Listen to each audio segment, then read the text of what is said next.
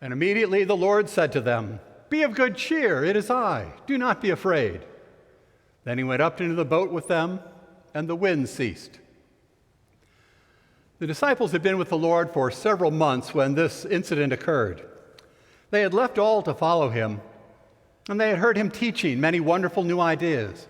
They'd seen him healing the sick, and they'd seen him being rejected by religious leaders of the time and warmly received by the multitudes. Most recently, the Lord had taken them into the wilderness, an area by the Sea of Galilee. But the Lord's fame had spread, and thousands had run to that place, showing no resentment because his solicitude was disturbed.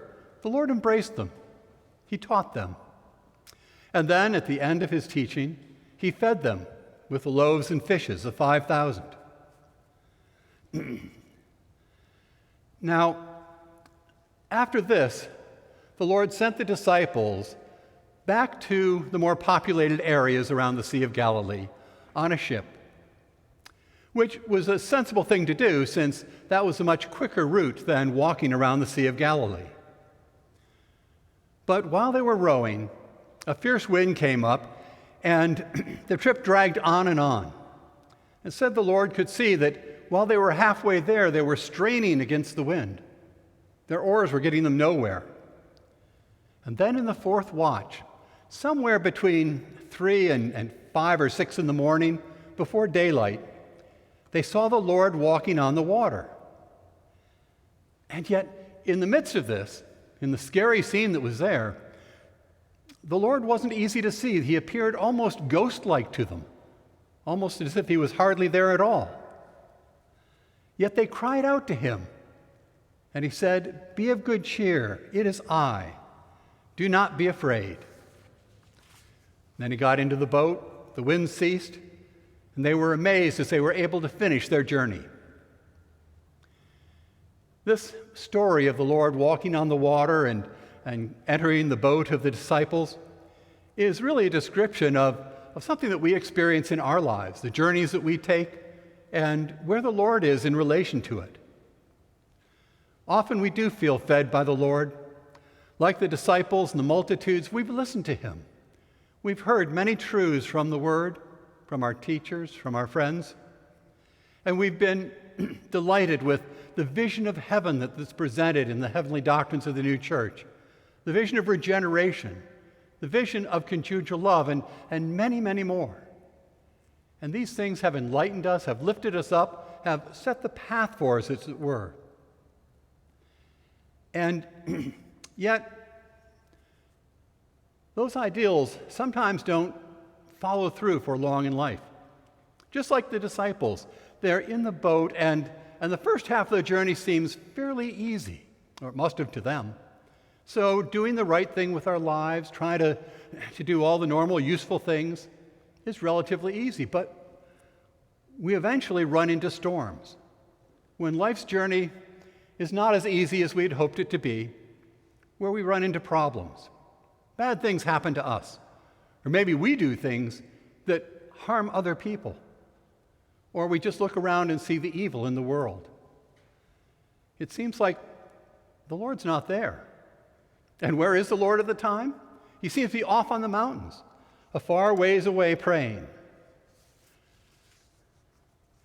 And yet, while we know the Lord is with us all the time, it can seem like that absence is what's most important. How do we deal with difficult issues in life, solving moral quandaries where there isn't a clear-cut or easy answer? In one sense, the Lord is off on a mountain because he's in the love that we have.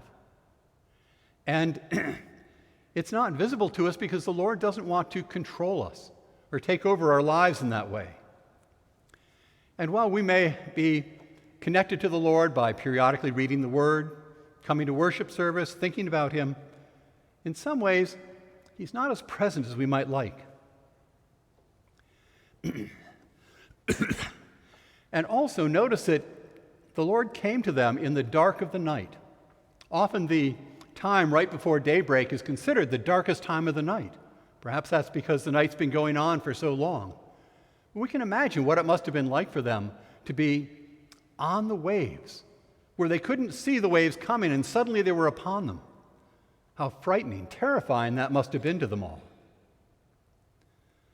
And it's interesting that the Sea of Galilee is only 7-8 miles across. So it's a pretty short distance. Yet the disciples were rowing and getting nowhere. And this can happen to us at times. Maybe the ideals we embraced in youth look a bit tarnished with age. Our hopes and dreams, well, they may not have been realized, especially not as we had anticipated them being realized in a younger time.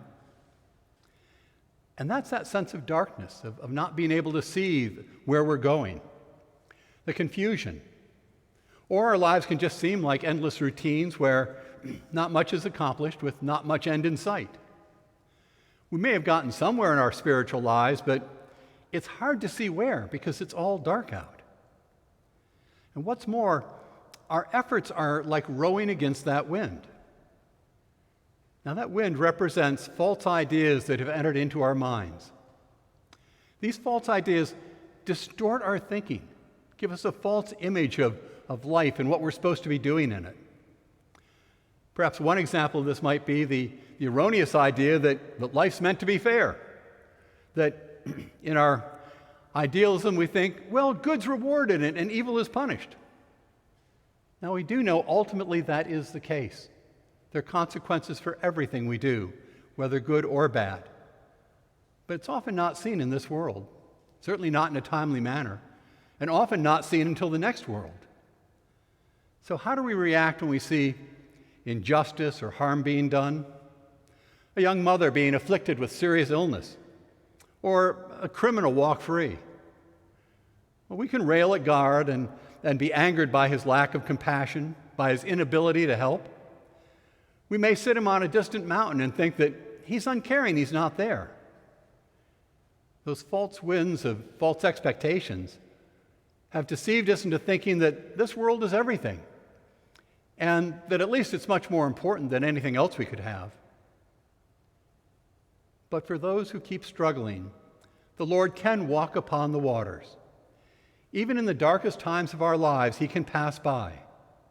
Note that it says he would have passed them by, as if he would have kept going and ignored them.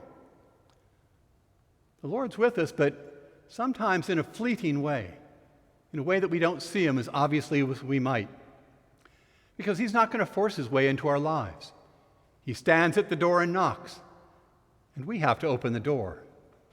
We can be so caught up in our own efforts, our own struggles, that we tend to feel sorry for ourselves and see all the problems, that we're really not aware of him except in the slightest way. And it seems like he would be passing us by without stopping. Yet, we can cry out to the Lord as the disciples did. How? Well, for one, we can at last realize that we really do need the Lord's help, that our feeble efforts to make ourselves happy are not going to succeed for long, or that our concentrated efforts to ignore spiritual reality lead nowhere. We cry out to him when, in grief over the loss of something we know to be valuable, we're at last willing to look at the world from his perspective and not just ours.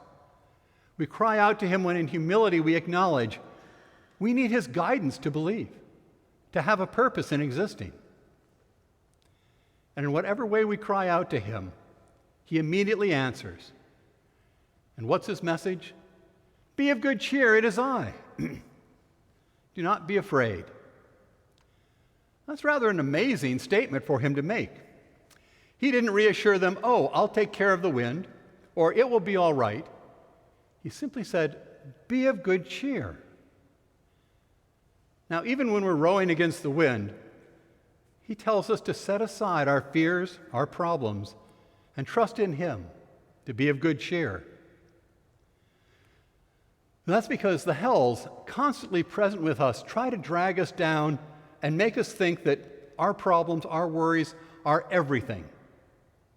And the more they can do this, the less able we're able to be useful or caring to others.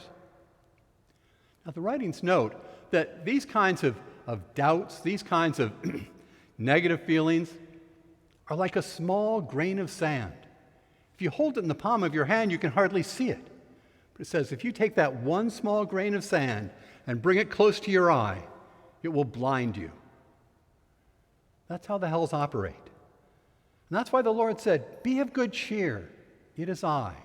Do not be afraid. If we can recognize that our worries, our problems are really much smaller than we think they are, we can actually have the Lord get into our boats too. It may happen when we go to the Word looking for something, maybe not a specific answer to a question, but just to feel the presence of the Lord. Or maybe it's when we actually try to reach out and help someone else in some way, that His truth permeates our minds in a new way and gives us a sense of life. And this is what stills the wind. The confusion recedes. The Lord has gotten into our boat. Now, this doesn't change the fact that we still have a long way to go to get to the other side of the Sea of Galilee. The disciples were only halfway there, even when the storm subsided.